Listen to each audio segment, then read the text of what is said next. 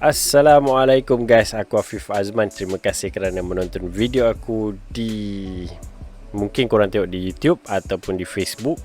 Kalau korang rasa video ni bermanfaat, korang boleh subscribe, korang boleh like dan korang boleh share sebagai tanda sokongan, and sedikit sebanyak memberikan semangat untuk aku buat lebih banyak lagi video lah.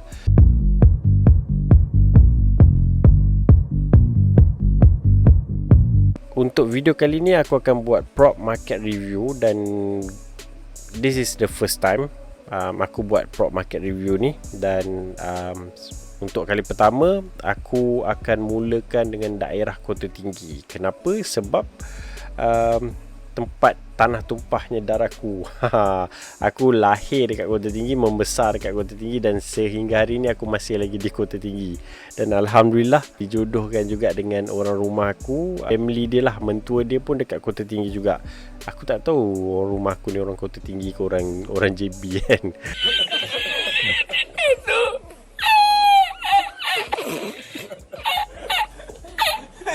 Tapi yang penting mentua aku dekat. Kita dah 2 kali raya. So untuk aku Alhamdulillah, rumah mentua dekat, rumah orang tua aku pun memang, rumah orang tua aku dengan rumah mentua aku sangat-sangat dekat lah. And kalau aku nak berjoging pun insyaAllah boleh sampai. So untuk aku tak ada isu sangat, Alhamdulillah. That's why itulah aku suka sangat dekat Kota Tinggi ni.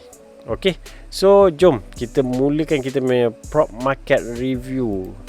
Yes guys, dengan ini secara rasminya this is the first video prop market review, dan kita mulakan dengan daerah Kota Tinggi. So insyaAllah aku akan buat daerah-daerah lain ataupun tempat-tempat lain dalam masa-masa yang akan datang. Dan daripada masa ke semasa insyaAllah aku akan improve dan perbaiki. Of course mesti ada perkara yang perlu aku baikilah kan. Okay, without further ado, okay, this is Kota Tinggi. Aku nak share dengan korang. First, bagi mereka yang mungkin tak tahu dan tak kenal Kota Tinggi tu kat mana, Kota Tinggi dekat Johor lah, salah satu daerah yang berada di Johor. So Kota Tinggi ni, dia ni besar dengan ataupun kebanyakan digazetkan sebagai kawasan pertanian tu sebenarnya. And apa yang aku suka asal Kota Tinggi ni, dia dekat dengan kawasan-kawasan pantai. So kawasan-kawasan pantai ni memang luas sampailah nak ke Mersing. And dekat tempat aku, Kota Tinggi ada air terjun. Apa lagi aku nak promote pasal Kota Tinggi. And korang boleh tengok ni, dia dekat dengan Tiram. Nak pergi Tiram dekat, nak pergi Kulai dekat, nak pergi JB dekat, Masai, Pasir Kudang, even nak pergi Singapore pun tak. Okey lah. Benda ni again subjektif. Ada orang kata jauh kan. Pada aku kawan-kawan aku, kita orang membesar, tengah-tengah lepak terus macam bosan lah, jom pergi JB. Bosan lah, jom pergi Pontian, kita pergi Pontian. So itulah kita orang membesar di Kota Tinggi ni. Okay, untuk prop market review Kota Tinggi ni, aku akan share dengan korang sedikit sebanyak tentang info trivia berkenaan daerah tu. Dan not only on the property itself lah, apa yang ada dekat daerah tu yang kita boleh kongsikan lah kan. Okay, so untuk Kota Tinggi ni merupakan daerah yang terbesar di dalam negeri Johor dengan keluasan lebih kurang 347,000 hektar.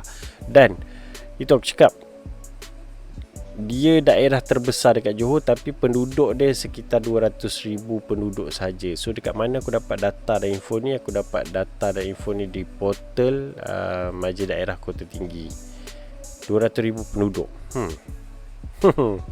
Okay, so Kota Tinggi ni dia ada 3 parlimen. Ini yang antara aku, kalau aku pergi ke luar jumpa kawan-kawan pun aku akan rasa bangga lah. Sebab satu daerah ni kita ada 3 parlimen. Kebiasaan kalau paling banyak pun mungkin 2 parlimen lah dalam satu daerah, ataupun dalam satu daerah tu 1 parlimen saja. Tapi untuk Kota Tinggi kita ada 3 parlimen, iaitu Parlimen Kota Tinggi, Parlimen Pengerang, Parlimen Tenggara. Trivia, bekas Menteri Kesihatan yang mana sekarang ni Menteri Mosti, Dr. Adham Baba adalah ahli Parlimen Bandar Tenggara. Dan Menteri Perpaduan sehingga hari ini Datuk Halimah, Parlimen Kota Tinggi. Dan sebelum ni adalah timbalan speaker, iaitu Datuk Azalina. Dia Parlimen Pengerang. So dalam Parlimen, dalam Kota Tinggi ada 3 Parlimen. So kalau korang tengok kat sini, bawah Parlimen Kota Tinggi ada Dun Sedili dengan Dun Johor Lama. Tenggara ada Dun Panti dengan Pasir Raja. Untuk Pengerang ada Dun Penawar dengan Tanjung Surat. So kalau korang nak tahu yang mana, dekat Penawar ni lah yang ada Desaru Hard Rock, Desaru Coast Hard Rock, apa semua tu dekat sini. Oh my god. Nanti dah habis PKP apa semua, melah datang visit Kota Tinggi. Okey. Pekerjaan utama penduduk daerah Kota Tinggi ni yang mana data-data yang aku dapat daripada kebanyakan antaranya di portal Majlis Daerah Kota Tinggi lah. Okey, pekerjaan penduduk untuk daerah Kota Tinggi adalah peladang. Kebanyakan peneroka felda. Yes, memang Kota Tinggi ni memang luas dan besar dengan felda-felda.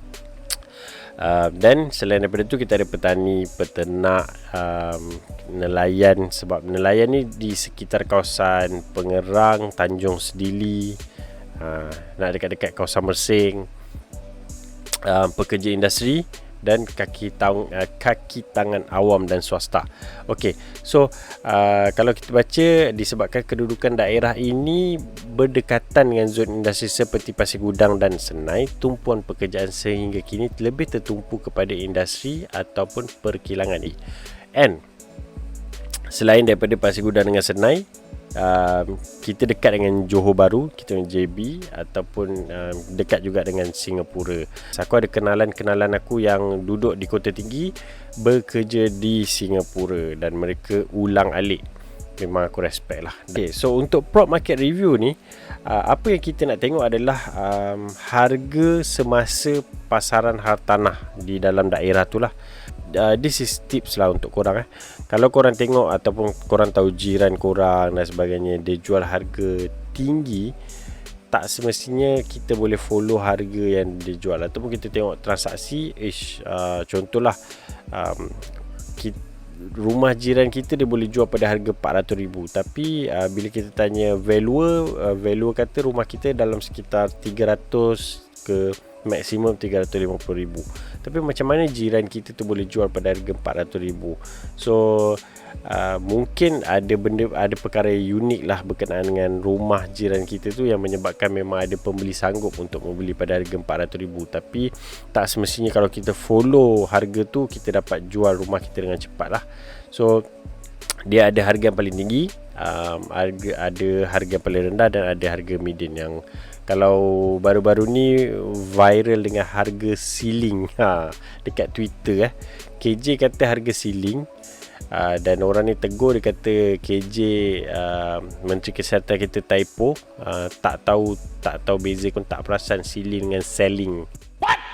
Yang mana sebenarnya KJ memang berniat untuk menulis harga ceiling, bukan harga selling. Okey, kalau kita tengok untuk Kota Tinggi, harga median dia adalah sekitar 350,000. Harga tertinggi ataupun kita boleh kata harga ceiling dah juga dalam sekitar 450,000, dan harga paling rendah 250,000. This is average lah. Dia ambil semua transaksi hartanah yang ada dekat Kota Tinggi, dan dia average kan. So of course kalau korang tengok, takkanlah Johor punya median lebih rendah. Johor punya median 312,500, Kota Tinggi 350,000 ish. Macam pelik je. Sedangkan Johor ni kita punya ibu negeri kan. Tapi sebenarnya kenapa dia jadi macam ni? Johor dia banyak hartanah di sekitar Johor, dan ada juga hartanah-hartanah yang tak terjual macam overhang, high rise dan sebagainya. Kota tinggi ni dia lebih kepada steady, yang mana kurang spekulatif ataupun kuranglah investor. Orang membeli rumah di kawasan kota tinggi ni memang membeli untuk on stay. So dia punya kadar tu dia agak steady lah. Okey, kita boleh tengok kat sini. Ini antara senarai taman yang mana, bukan semua, aku tak ambil semua. Aku ambil yang mana signifikan lah. Okey, kalau kita tengok dekat sini, aku dah senaraikan yang signifikan je, tak semua. Ada juga nama-nama taman yang aku tak masukkan. Bila aku dah masukkan semua senarai taman ni, aku susun dengan median price, dari tertinggi hingga paling rendah. Median price dengan median price per square foot ni memang berbeza sikit nanti aku akan terangkan. So kalau kita tengok dekat sini, of course siapa orang Kota Tinggi dia tahulah familiar dengan Taman Diamond, Kota Jaya 2, Kota Kecil. Kalau kita orang kota, kita kota kecil. Ni Diamond, Kota Jaya 2, Kota Kecil, Laksmana, Sri Saujana, kita panggil Saujana je. Kota Mas, Kota Jaya, Sri Lalang, Amat Perang dengan Melati Putih. Ini satu tempat. Kota Intan, Kemang dengan Taman Kota. Okey, so kita tengok hanya satu je yang leasehold, Kota Kecil. Most ataupun semua adalah freehold, pegangan bebas untuk daerah Kota Tinggi. Okey, so kita go pada median price dulu sebelum median price per square foot. Okey, yang ini pun korang boleh gunakan untuk tentukan ataupun korang nak dapatkan anggaran harga rumah korang lah kalau korang nak jual. Median price ni adalah rumah yang terjual dalam taman tu, kemudian di averagekan lah. Paling tinggi dia tak ambil yang paling tinggi, dia tak ambil paling rendah, tapi dia ambil yang pertengahan, dan average-nya antara yang paling banyak lah. So Taman Diamond, median price dia dalam sekitar 420, fair, sebab rumah di Taman Diamond ni memang besar dan cantik. Kota Jaya 2 dalam sekitar 365,000, okey, fair. Kalau kita tengok Kota Jaya, okey, Kota Jaya dalam 250,000. 250,000, this is the median price. Kota Jaya 2 dalam 365. Okey, korang as a owner, mungkin korang tengok video ni, korang akan cakap, mana boleh, takkan murah sangat kan harga rumah aku. So as a owner, banyak kali, berulang-ulang kali jugalah aku bagi tahu, as a owner, korang boleh jual berapa harga yang korang nak jual. Tak ada harga ceiling dia cuma ada harga selling. Suka hati korang nak jual pada harga berapa. Tapi again, yang ini aku based on data lah, data transaksi. So kalau korang nak jual lebih pada harga median ni, boleh. Kalau ada rezeki, kita tak tahu kan, memang ada orang nak beli. Let's say kita tengok Taman Kota Jaya, median dia 250,000. Tapi kalau kita nak jual harga pada 300,000, 350,000 pun, kalau ada pembeli berminat untuk beli kan. Cuma isu dia dekat sini je, pembeli always ada option untuk membeli. Kalau kita jual pada harga 350,000 untuk rumah yang sama, dan ada orang offer rumah yang sama pada harga 250,000, of course logiknya pembeli akan pergi ke harga 250,000 untuk unit yang samalah. Tapi kalau kita nak tengok lebih detail, aku suka kalau kita tengok dekat median price per square foot. Macam mana korang nak dapatkan calculation ni? Senang je. Harga rumah average median ni, dia bahagikan dengan land size, bukan build up korang ambil land size. Ada juga kalau korang nak calculate by build up, tapi data yang aku ambil ni, dia bahagikan dengan land size. Land size tu apa? Biasanya kalau kita tengok dekat dalam title kita, dalam geran lah, dia tulis 1,400 kaki persegi. Kalau kita tengok median price dekat Taman Diamond 420,000, Kota Jaya 2 365. Tapi kalau price per square foot dia, bezanya dalam 25 ringgit je. 25 ringgit untuk satu kaki persegi, beza dia.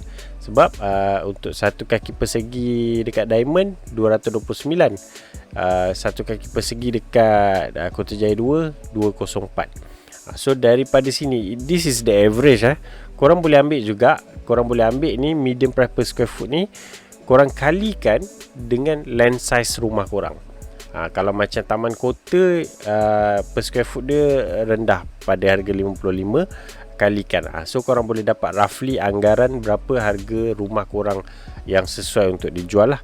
And again, terpulang, korang ada hak untuk menjual lebih daripada yang ada dekat sini lah. Willing buyer, willing seller kan. Okay, so kita tengok dekat sini, Diamond 229, Kota Jaya 2 204, Kota Kecil dalam 79. Okay, kenapa kota kecil price per square foot dia 79 je, tapi medium price dia kalah Kota Jaya, kalah Laksamana dan sebagainya. Sebab kota kecil ni dia luas dengan tanah. Dia punya lot dia, tanah dia besar-besar. So Saujana dengan Diamond ni dia tak jauh beza, dalam RM8 je beza dia. Tapi again, dekat Diamond rumah dia besar sikit lah. Diamond rumah dia besar, Saujana kecil sikit compare dengan Diamond, tapi fair harga dia. So korang ambil medium price per square foot ni, korang tengok dekat title korang berapa size rumah korang, land size ataupun lot size, yang itu yang korang kalikan. Okay, so tengok dekat sini, ini Taman Diamond, transaksi paling tinggi pada RM500,000, average nya pada RM450,000 dan seterusnya RM400,000 lah. So average untuk Taman Diamond, aku boleh katakan 400 ke 450,000 ni fair lah, fair untuk korang jual. Kalau korang nak letak harga RM500,000 pun tak ada masalah, sebab memang ada rekod terjual pada harga RM500,000. Again, willing buyer and willing seller. Aku ulang banyak kali benda tu. Taman Kota Jaya. Okey, kita tengok Taman Kota Jaya. Taman Kota Jaya banyak. Contoh tu Diamond tak banyak, sebab Diamond memang rumah dia tak banyak pun. Kota Jaya nampak banyak, bersusun bertindih-tindih macam ni. So paling tinggi kita ambil recorded dalam sekitar 420,000. This is average. Of course ada lebih tinggi, tapi kita ambil average dia 420. Median dia dalam 350 dan 300,000. So kalau korang ada rumah, kena tengok juga rumah jenis apa, berapa tingkat dan sebagainya. Corner lot, intermediate pun membawa pada perbezaan yang banyak jugalah. Okey, so ini harga-harga anggaran. So yang penting korang kena tengok dekat ni, medium price per square foot ni, korang kalikan dengan lot size, korang dah dapat roughly, korang dah dapat gambaran lah berapa harga rumah korang. So tadi Diamond macam ni dia punya price. Kota Jaya daripada 300 ke 420. Untuk Sri Saujana daripada 320 pun sampai 420. So Saujana dengan Kota Jaya macam tak banyak beza sangat lah. Dekat sini korang tengok Saujana pun banyak transaksi, sebab Saujana banyak rumah, Kota Jaya banyak rumah. Okey, ini untuk keseluruhan Johor, yang mana kalau kita compare dengan year on year dengan 2021, kita ada peningkatan lah sebanyak 36.5%. Peningkatan dari segi demand. Demand ni orang nak membeli rumah. Korang kena tengok demand ada, tapi bukan bermaksud korang boleh jual harga dengan sesuka hati lah. Sebab demand ni dia datang dengan harga dia. So median asking price ataupun harga yang orang nak adalah sekitar 340,000 ke bawah. So kalau korang jual lebih daripada tu, kena tunggulah, sebab pembeli dia tak ramai. Pembeli ramai kepada 340,000 dan ke bawah. Dia punya harga, untuk harga hartanah Johor ni, dia turun compare dengan tahun lepas, turun sikit, tapi turunnya adalah 0.1% sahaja. Ini asking price ni harga yang owner nak jual. So owner turunkan harga 0.1%. Okey lah tu, 0.1% kita pun turun sebab bukan apa, sebab COVID, orang tak boleh kerja dan sebagainya. So far okey lagi ni sebenarnya kan. Dia pasar tanah dia akan ada naik turun, tak logik dia naik je, memang tak logik. Okey, untuk teres kita tengok kenaikan 44%, Kondo, apartmen dengan servis resident ni pun ada juga kenaikan.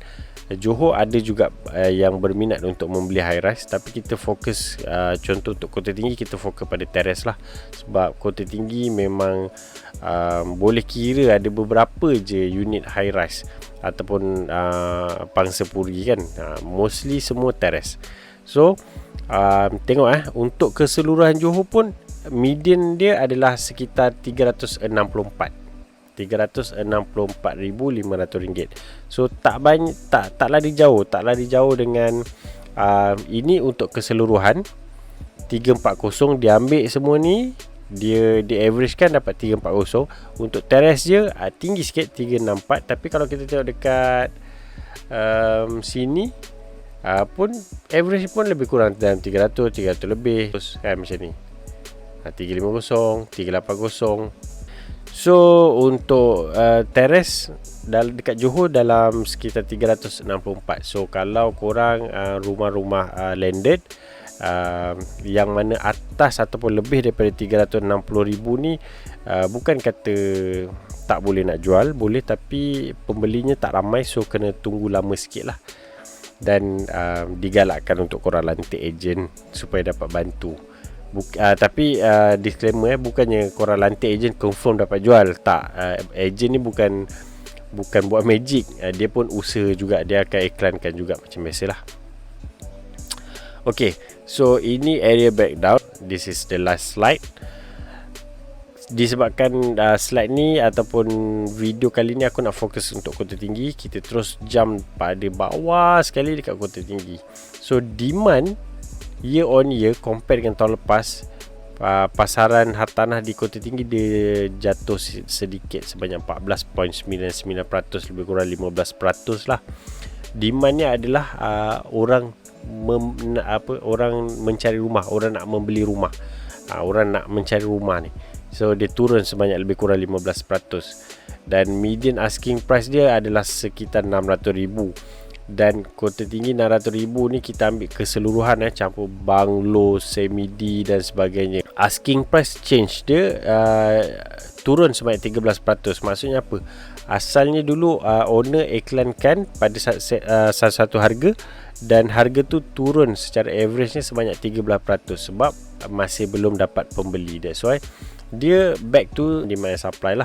Kalau kita nak jual barang, let's say kita nak jual goreng pisang, kalau kita mula dengan satu goreng pisang, sekeping goreng pisang tu kita jual RM10, tak ada orang nak membeli. Kecuali ialah kalau kita tambah cheese, tambah tu tambah ni, of course ada juga orang boleh beli satu goreng pisang ataupun satu bekas goreng pisang tu RM10. Orang boleh beli, tapi tak ramai.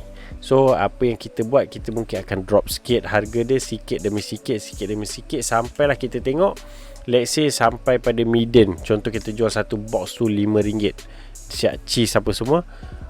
Masa tu orang akan rasa aku boleh beli harga ni.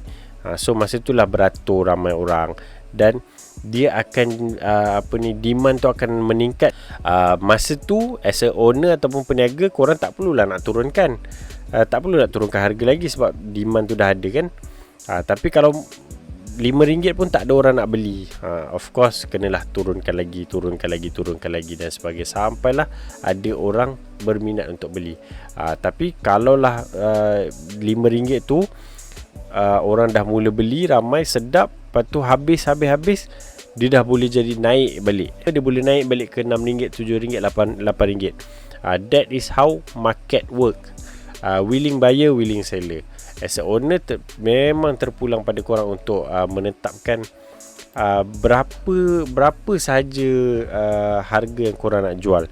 Tapi perkongsian aku untuk video kali ini adalah untuk memberikan gambaran sebagai pemilik rumah. Korang boleh bayangkan ataupun korang boleh get the idea berapa harga average ataupun harga median dan harga sesuai untuk korang jual rumah korang.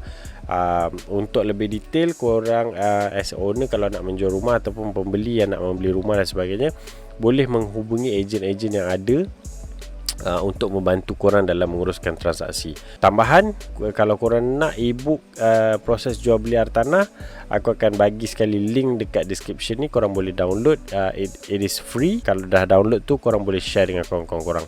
So itu saja untuk video kali ni. Banyak kekurangannya aku tahu, dan insyaAllah I will improve from time to time insyaAllah. So itu je. Terima kasih. Assalamualaikum.